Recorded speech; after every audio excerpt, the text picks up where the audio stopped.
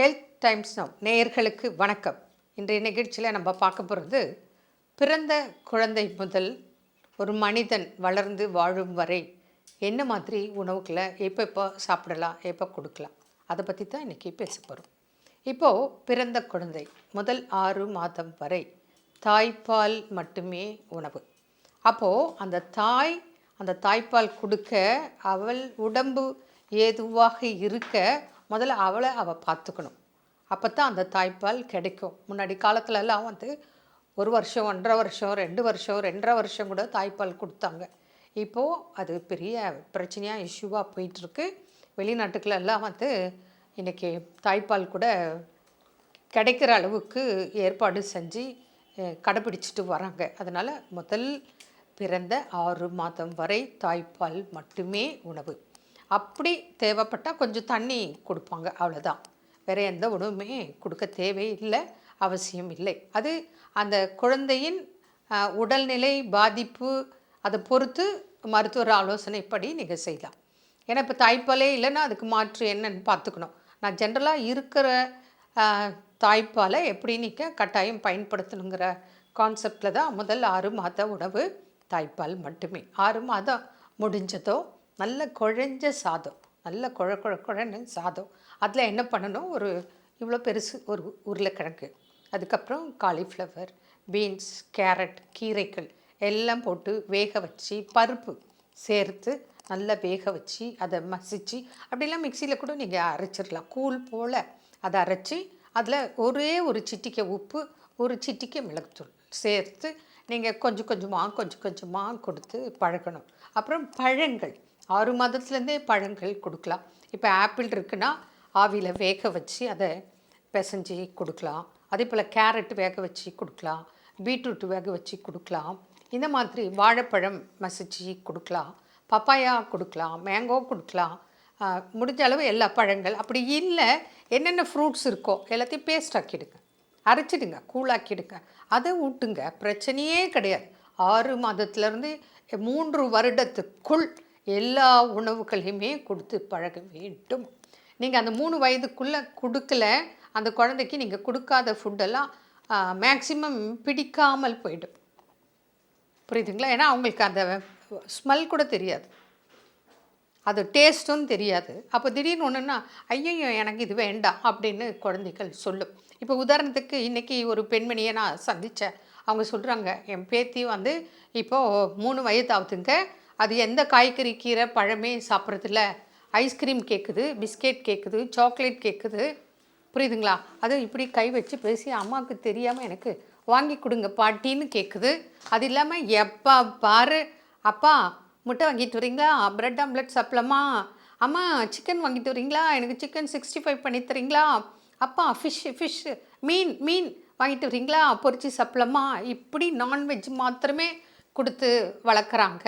அது மாத்திரம்தான் என் பேத்தி சாப்பிடுது, என்னங்க பண்ணுறது அப்படின்னு வருத்தப்படுறாங்க. அதனால தான் சொல்கிறேன், 6 மாதம் வரைக்கும் தாய்ப்பால், 6 மாதம் முடிந்ததுலேருந்து இப்போ நான் சொன்ன உணவுகளை தயாரித்து கொஞ்சம் கொஞ்சமாக கொடுத்து பழகுங்க. அதே போல் சூப் பண்ணி கொடுக்கலாம். எல்லா வெஜிடபிள், கீரை, வெங்காயம், பூண்டு, தக்காளி எல்லாத்தையும் போட்டு வேக வச்சு அந்த தண்ணியை எடுத்து அதில் ஒரு சிட்டிக்கை உப்புத்தூள், ஒரு சிட்டிக்கை மிளகுத்தூள், அது வேக வைக்கும்போதே மஞ்சத்தூள் போட்டுடுங்க.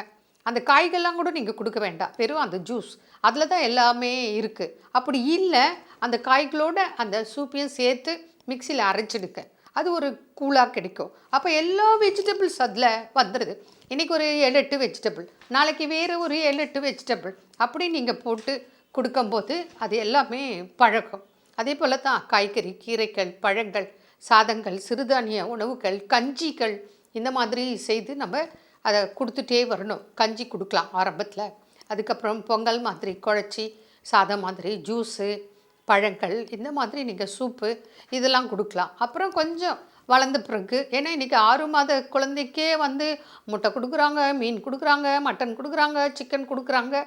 இது அவ்வளோ நல்லது கிடையாது. வேணால் மட்டன் சூப், சிக்கன் சூப் அந்த மாதிரி பகலில் அது கூட கொஞ்சமாக காரம் இல்லாமல் லிமிட்டாக கொஞ்சமாக கொடுத்து, நீங்கள் நான்வெஜ் பிரியர்களாக இருந்தால் பழக்கம் இருந்தால் கொடுக்கலாம். ஆனால் எப்படி கொடுக்கணும்? சூப்பாக கொடுத்து பழகுங்க. அதுக்கப்புறம் வளர வளர கொஞ்சம் கொஞ்சமாக கொடுக்கலாம். கொஞ்சம் அதே வளர்ந்த பிறகு ஒரு 1.5 வயதில் நீங்கள் முட்டை கொடுக்கலாம். புரியுதுங்களா? அதுக்குன்னு முட்டை எப்போ கொடுக்கணும்? ஒன்று மத்தியானம் கொடுங்க, இல்லைன்னா காலையில் ஒரு 11 மணிக்கு கொடுங்க. சில தாய்மார்கள் என்ன பண்ணுவாங்க, என் குழந்தை ரொம்ப வீக்காக இருக்குன்னு காலையிலேயே 2 முட்டை வேக வச்சு திணிப்பா. அது சாப்பிட்டோன்னே வாந்தி எடுக்கும். புரியுதுங்களா? அப்புறம் அதுக்கு பசிக்கவே பசிக்காது. ஏன்னா காலையில் 2 முட்டை சாப்பிட்டுடுது, வாந்தி வரல. அப்போ அது சீக்கிரம் ஜீரணமாகாது. குழந்தைங்களுக்கும் சரி வயதானவங்களுக்கும் சரி ஜீரண சக்தி ரொம்ப குறைவு. அதனால தான் அந்த காலத்தில் வசம்பெல்லாம் கொடுத்துட்ருந்தாங்க. அப்புறம் வந்து வசம்பு தான் புள்ள வளர்த்தின்னு சொல்லுவாங்க. அதாவது ஆரம்பத்தில் என்ன பண்ணுவாங்க, அந்த வசம்பை விளக்கண்ணில் வந்து தொட்டு விளக்கில் அதை தீச்சி கறியாக்கி அதை தூளாக்கி தேன் கலந்து அந்த வசம்பை குழந்தைக்கு வாயில் வைப்பாங்க. அடுத்தது என்ன பண்ணுவாங்க, பிறந்த குழந்தைக்கே கயிறில் அந்த வசம்பை வந்து 2 நாள் அப்படி தண்ணியில் ஊற வச்சுருவாங்க. அதுக்கப்புறம் அது ரவுண்டாக சின்ன சின்னதாக கட் பண்ணி ஊசியில் அந்த நூலில் கோர்த்து அந்த குழந்தைக்கு கழுத்தில், வயிற்றில், அப்புறம் கையில் அதை கட்டி விடுவாங்க. வசம்பு தான் கட்டி விடுவாங்க. ஒரு 7-8 வசம்பு இருக்கும். இப்போ எப்படி மணி, முத்துமணி அது இது போடுறோம்ல, அதுபோல் வசம்பு மணி போட்டு விடுவாங்க. கைக்கு காலுக்கு கூட போடுவாங்க. கொலுசு போடுறோம்ல, அதுபோல் கைக்கு, காலுக்கு, வயிற்றுக்கு, கழுத்தில். இது எதற்காக?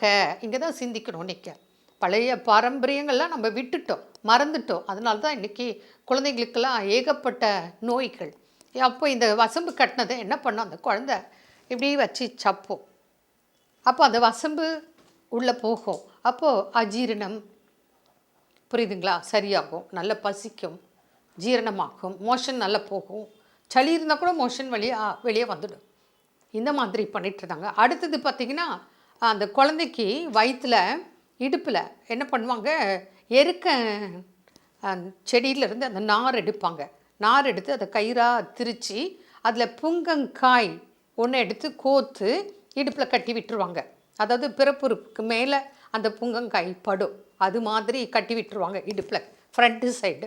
அது ஆண் குழந்தையாக இருந்தாலும் பெண் குழந்தையாக இருந்தாலும் அதை கட்டுவது இன்றைய வழக்கமும் கூட. உங்களுக்கு தெரியலன்னா சொல்கிறேன், நீங்கள் இனிமேல் கற்றுக்குங்க. அது கட்டும்போது இது எதற்காக? அப்போது இன்றைக்கி வந்து குழந்தைக்கு யூரின் போது, மோஷன் போது, நம்ம என்ன பண்ணுறோம், தொடச்சி எடுத்துடுறோம். குளிப்பாட்டுறோமா, வாஷ் பண்ணுறோமா? கிடையாது. ஆனால் இன்றைக்கி வந்து நம்ம என்ன பண்ணுறோம், பேம்பர்ஸ்லாம் கூட யூஸ் பண்ணுறோம். அதுவே அலர்ஜி. ரெண்டாவது, ஏன் அது அலர்ஜி ஆகுது அப்படின்னா, இன்றைக்கி பேம்பர்ஸ் போட்டுறீங்க, அதில் யூரின் போயிடுது, மோஷனும் போயிடுது, ரெண்டும் ஒன்றா கலந்து அந்த இடத்த பாதிக்க செய்யுது. அப்போது இன்ஃபெக்ஷன் வருது, அலர்ஜி வருது, ஃபங்கல் இன்ஃபெக்ஷன், இது போன்ற ஸ்கின் ப்ராப்ளங்கள், இஷ்யூஸ் எல்லாம் வருது. இதை தடுக்க அந்த காலத்தில் பாருங்கள், மறைமுகமாக அந்த புங்கங்காயை செய்தாங்க, கட்டினாங்க.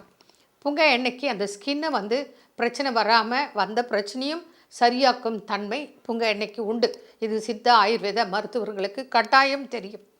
அப்போது இந்த புங்கங்காய் ஏன் கட்டுறோம் அப்படின்னா, அது வந்து அந்த குழந்தை கையை காலை வதச்சி ஆடிட்டு திரும்பிட்டு அப்படி இப்படி இருக்கும். அப்போ அது உராசம், அந்த பகுதியில் அப்படி தேய்ச்சி தேய்ச்சி தேய்ச்சி உராசம். ஆனால் வலிக்காது, புரியுதுங்களா? அதுவே மருந்தாக இன்ஃபெக்ஷன் வராமல் பாதுகாக்கும். இது அறிவுபூர்வமாக சிந்தித்து ஏன் நம்ம கடைப்பிடிக்கக்கூடாது? சரி, அடுத்தது இன்னொரு விஷயம். நிறைய பேர் ருத்ராட்சம் கழுத்தில் போட்டிருப்பாங்க. ஒன்று போடுவாங்க. அது கொஞ்சம் லூஸாக, இது பாருங்கள், இந்த இடத்துல படுற மாதிரி, இப்படி பண்ணால் இந்த பள்ளம் வருது இல்லையா, இந்த இடத்துல படுற மாதிரி தான் போடுவாங்க. அது எதற்காக? அது இர்ரெகுலராக தான் இருக்கும். தொட்டிங்கன்னா சொரசொரப்பாக இருக்கும். அதை பண்ணும்போது, அதை கட்டும்போது அது வந்து நமக்கு ஒரு அக்குப்ரெஷரை கொடுக்கும். அப்போது சளி, இருமல், தும்மல் இதெல்லாம் வராது. அதே போல் இன்றைக்கி நம்ம அந்த காலத்து மகான்கள் இன்றைக்கி கூட நிறைய பேர் நம்ம பார்க்குறோம். அந்த ருத்ராட்ச மாலைகளை, ஏன்னா அவங்க மேலாடை போட மாட்டாங்க, வெறும் வெற்றுடம்பாக தான் இருப்பாங்க. கீழே மாத்திரம் வேட்டி கட்டியிருப்பாங்க.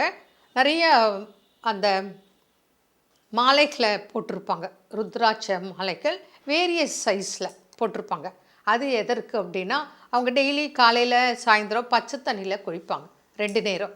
அடுத்தது அவங்களுக்கு சளி, இருமல், தும்மல் நுரையீரல் சம்மந்தமான நோய்கள் வரக்கூடாது, வயிறு சம்மந்தமான பிரச்சனைகளும் வரக்கூடாது அப்படிங்கிறதுக்காக அந்த ருத்ராட்ச மாலைகளை சின்ன சைஸ்லேருந்து பெரிய சைஸ் வரைக்கும் சின்னது பெருசு பெருசு நீளமாக நிறைய ஒரு 10 கூட போட்டிருப்பாங்க.